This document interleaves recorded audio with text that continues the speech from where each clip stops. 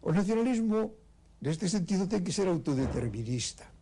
Ten que ser autodeterminista, polo menos teóricamente. A autonomía é unha concepción, tal como concebemos hoxe esta palabra, é unha concepción que se orienta desde un foco estatal, mentras que a autodeterminación plantea o problema desde o propio país galego. Non hai nacionalistas que non sexan autodeterministas. Claro, eu son autodeterminista, por suposto, son nacionalista. Desde a súa dupla condición de profesor e de investigador da lingua, cal é a súa análise das actitudes que a respecto do idioma adopta o poder? Na miña opinión, a legislación que ordena estas cuestións aos que aludes é xa de partida unha legislación que subordina a unha cultura estatal que se expresa en castellano ás culturas periféricas que se expresan noutros idiomas. O galego é a forma primitiva do romance hispánico occidental. Neste sentido, creo funesto para o seu desenvolvimento normal unha ruptura co resto das realizacións do mesmo romance.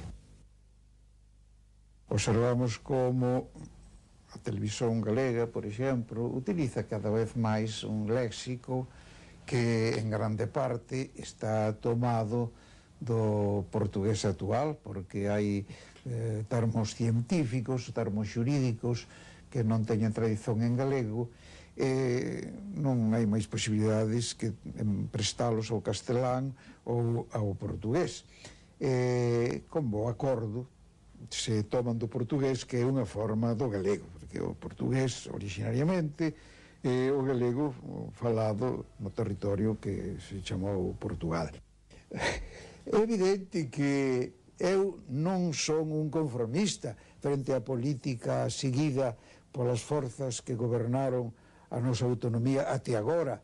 Eu máis ben me considero fora da situación presente. Non se pode dicer que sexa especialmente distinguido polos nosos gobernantes en algúns aspectos, como por exemplo o aspecto lingüístico, e dentro do aspecto lingüístico o aspecto concreto da normatividade, da normativización do idioma, estou claramente excomungado.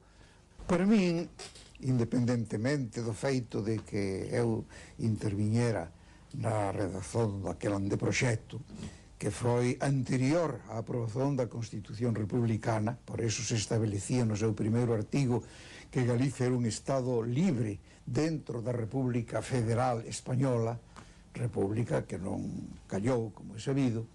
Para min, independentemente do feito accidental, aínda que histórico dentro da miña modesta biografía de intervir na redacción daquele estatuto, aquel estatuto era certamente moito máis satisfactorio que o presente. O culturalismo, o meu suposto culturalismo, este é sumamente corrixido ou restringido por esta vitalidade desbordante, por este sentimento doloroso e ás veces tamén de unha certa forza de tipo vital que sinto dentro de mí. Dentro da sociedade galega hoxe falase máis de nacionalismo que naquel momento.